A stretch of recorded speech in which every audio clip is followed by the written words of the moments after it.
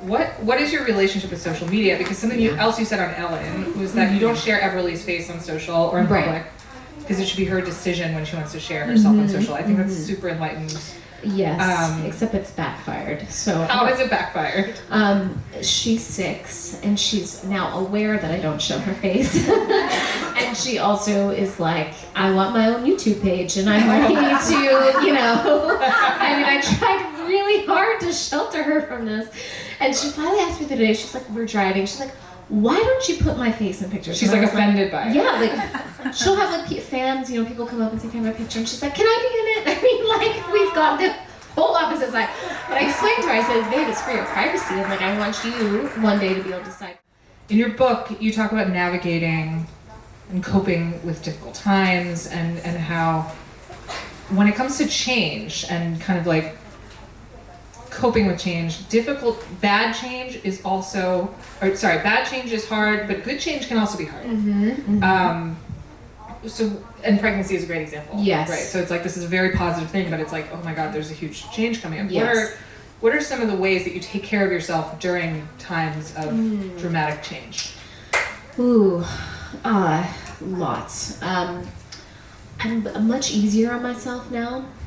I do a lot of self-care rituals. I meditate.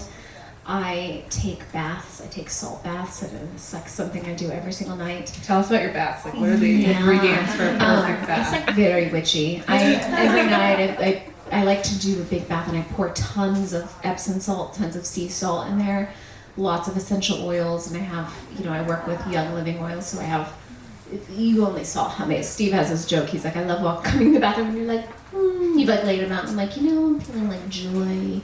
Feeling this, like it's like a whole little ritual for me. So I put some oils in there. And then I try, I'm not good at this every time, but I try and leave my phone somewhere else and I just take a bath or I listen to music or I read a book, and that really helps a lot, especially when I'm super stressed out. I like to work out. I get together with friends. I do, sometimes it's just a phone call. I found for me it's interrupting the moment. So if I'm stressed out or I'm kind of panicking or I'm having overwhelm, which happens to me a lot because I'm very sensitive and empathic, so if I'm like, oh, I can get overwhelmed very quickly, I interrupt it. I like let myself feel it for maybe a couple hours and then I do something that like brings me higher.